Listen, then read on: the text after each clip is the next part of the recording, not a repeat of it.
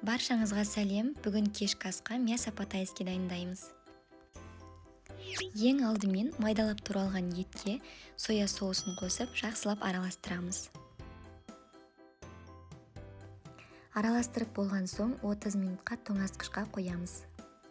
Сол уақытта гарнир дайындаймыз. Ол үшін табаға май құйып, алдын ала жуылған және құрғатылған күрішті салып араластырамыз.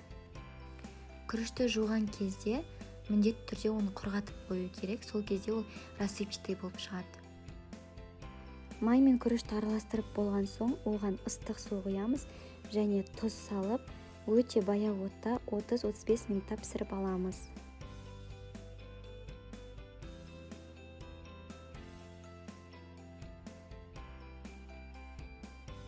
Бөлек табаға май құйып қыздырып аламыз және оған маринадталған етімізді салып қуырамыз.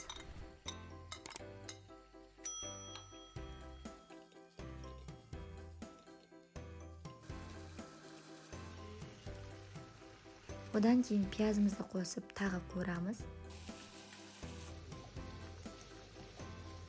Осылай 1-2 минут қуырғаннан кейін оған сәбізді салып, ары қарай араластырамыз.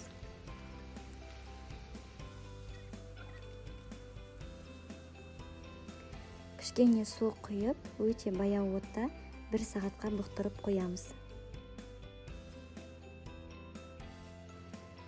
Ет пен сәбіз піскен соң, оған болгар бұрышын қосамыз.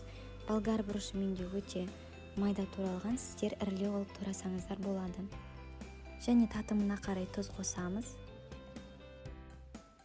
Осылай 5 минуттай араластырғаннан кейін оған қиярды қосып, тағы да 2-3 минут араластырамыз.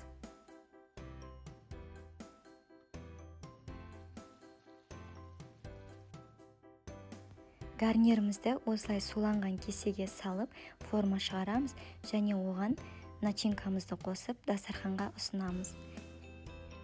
Баршаңызға ас болсын.